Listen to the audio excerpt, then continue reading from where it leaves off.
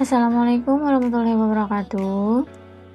Kembali lagi bersama saya Siti Syarifah dari Farmasi 18C Universitas Buana Perjuangan Karawang.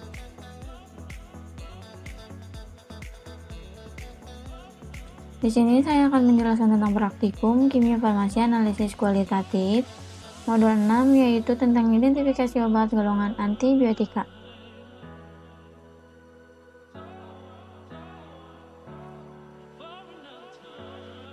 Identifikasi antibiotika. Antibiotika adalah senyawa yang bersifat antimikroba. Ditinjau dari rumus kimia, antibiotika mempunyai struktur kimia yang berbeda-beda, yang menyebabkan reaksi identifikasi juga berbeda.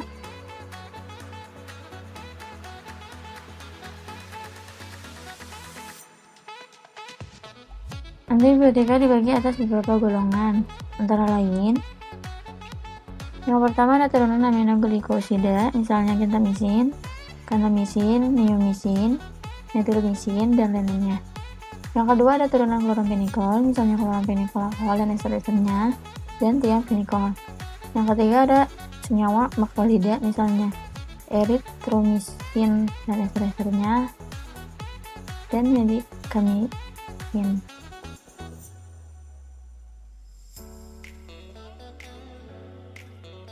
Yang keempat ada turunan penisilin, misalnya amoxicillin, ampicillin, benzilin penicillin, fenoksin metilpenicillin, kloksalin, penicillin G, dan lain-lainnya.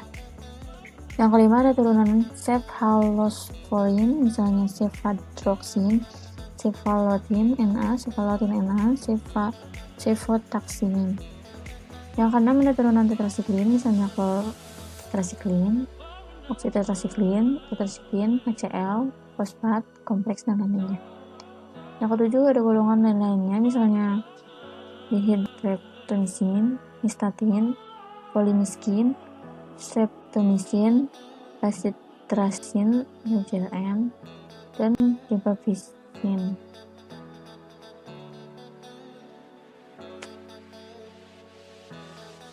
Percobaan atau tes yang perlu dilakukan pada analisis senyawa antibiotika antara lain: yang pertama ada tes organoleptis, yaitu bau, warna, rasa.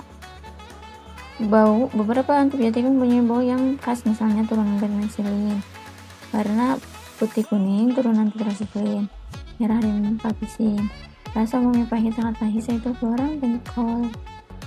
Yang kedua itu kelarutan, sebagian larut dalam air, terutama yang berada dalam bentuk krema dengan dosa ataupun dengan asam. Yang ketiga ada tes real time untuk gram halogenida atau yang mengandung halogen.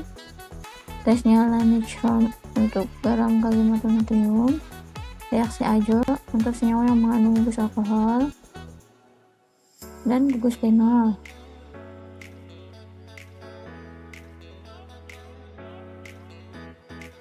Yang kelima dengan FCl3 untuk senyawa yang mengandung gugus fenol, misalnya turunan tetrasiklin.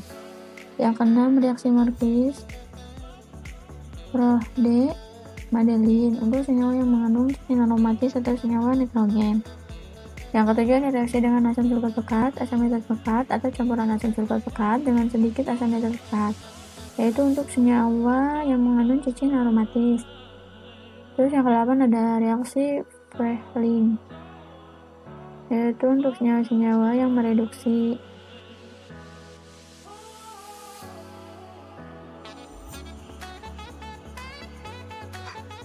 Yang ke-9 ada reaksi dengan asam kromotrofat dan asam sulfat pekat untuk senyawa penisilin. Cara melakukannya: dalam tabung reaksi masukkan 2 mg penisilin, tambahkan 2 mg asam kromotrofat dan 2 ml asam sulfat pekat. Panaskan dalam penanas air. Terbentuk warna yang berbeda untuk tiap senyawa dan tergantung pada lama pemanasan. Yang ke-10 ada reaksi pembentukan asam hidroksamat untuk turunan penisilin. Yang ke-11 ada reaksi Sakaguchi, yaitu untuk senyawa yang mengandung guanidin.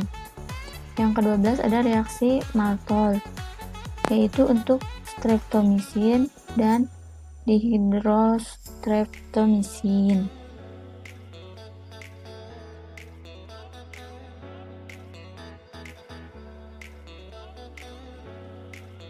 Di sini saya akan menjelaskan salah satu obat golongan antibiotika, yaitu amoxicillin.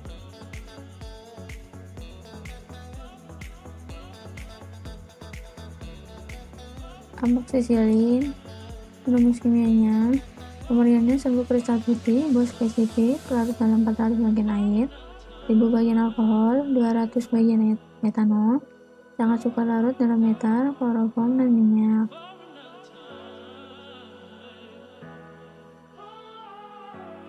Identifikasinya, yang pertama, reaksi dengan asam homotrofat, panaskan pada 150 derajat selama 4 menit, mula-mula tidak berwarna, kemudian jadi kuning, ungu, dan merah bata. Yang kedua, dengan beraksi kali akan menghasilkan warna-warna membayang magenta.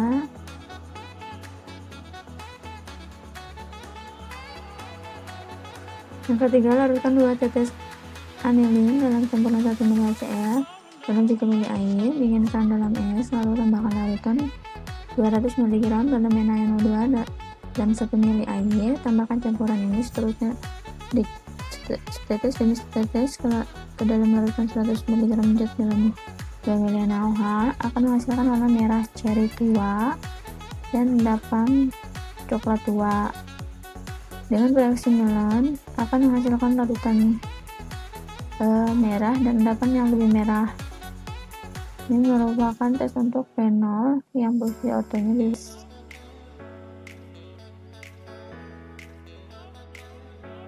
Terima kasih telah menonton. Jangan lupa like, komen, dan subscribe ya. Wassalamualaikum warahmatullahi wabarakatuh.